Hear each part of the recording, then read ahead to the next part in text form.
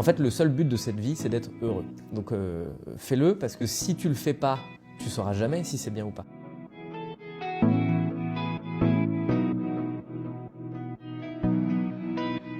Être un petit soleil pour les gens, ça me plaît. Je trouve que ça apporte du positif.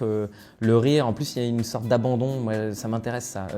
Voir des gens dans la salle qui se perdent, qui oublient où ils en sont dans leur cerveau. Et je pense que tu peux pas te vider la tête si tu la remplis pas par autre chose. Et je pense que le rire remplit par autre chose la tête des gens. Et donc, j'aime ça, quoi. J'aime apporter un petit moment de souffle, quoi. C'est ton vieux pote que t'as pas vu depuis 1 an et demi et quand tu le revois, te fais pas vacciner, ils ont mis la 5G dans les vaccins. Quoi? Mais enfin Ludovic, mais que s'est-il passé?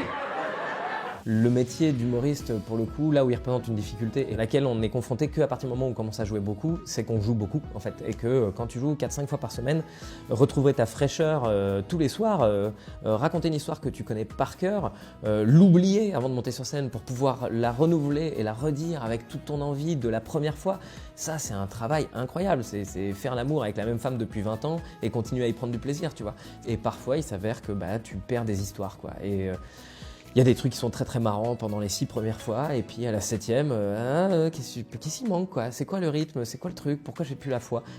Ton histoire elle te plaît plus, quoi, tout simplement. Tourne la page, kill your babies. Ça c'est un truc hyper important dans l'humour. Jouer ton spectacle devant des gens qui sont venus pour rire, c'est eux aussi qui t'apportent les rythmes, quoi, tu vois. C'est comme une discussion, hein. Tu peux discuter toi-même devant ta glace, ça n'aura pas la même gueule que si tu discutes avec quelqu'un, quoi. Et donc ça te pousse, quoi, de voir les réactions, les micro-réactions, elle l'écoute aussi beaucoup. Est-ce que t'as déjà vu la gueule du mec d'Orange quand il te branche la box et que ça marche? Même lui il est là. Oh. Oh. Alors là... On n'est pas des DVD, tous les soirs ça a une valeur différente, une saveur différente, c'est ce qui fait que ce métier est génial, putain. Faites-le. Hein. Évidemment, quand j'ai commencé, tout le monde me disait non, c'est bouché, c'est n'importe quoi, t'y arriveras jamais. Tout est facile, en vrai. Enfin, je veux dire, tout représenterait plus de difficultés si on n'était pas dans les conditions dans lesquelles on est, donc il faut partir du principe que c'est faisable. Ça dépend de où tu places ton attente. Moi, mon attente, elle n'était pas une attente de gloire, quoi. J'avais envie d'être humoriste pour faire rire des gens. Donc en faire rire 5, c'est déjà un luxe pour moi, en faire rire 2000, c'est encore plus un luxe. Il n'y a rien qui t'en empêche, quoi. Le seul truc, c'est ton mindset, quoi. C'est comment ton cerveau peut accepter de se mettre en péril, comment tu peux affronter ta peur, puis accepter tes erreurs, tout ça, c'est de la psychologie, mais c'est des choses dont toi seul es responsable.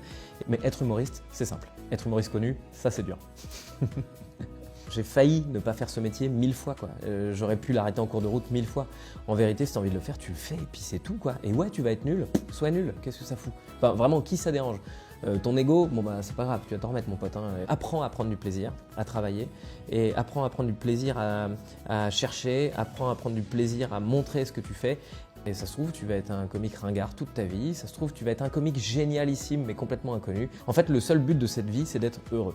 Donc fais-le, parce que si tu le fais pas, tu sauras jamais si c'est bien ou pas. Faut pas oublier un truc, mais c'est qu'à la fin on meurt. Et donc si on profite pas de ce qu'on nous a offert là, ça sert à rien, quoi. Je veux dire, on a une vie dans laquelle il va falloir qu'on remplisse ça exactement comme on en a envie. Et puis à la fin on décède et il ne reste rien de ça. Sauf si tu as réussi à faire des énormes choses, ce qui va pas être notre cas, nous tous, hein, pardon.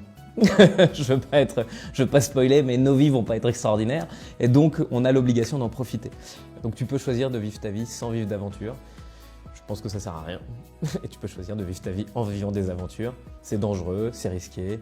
La vie prendra des risques à ta place, donc prends-les toi, c'est plus intéressant.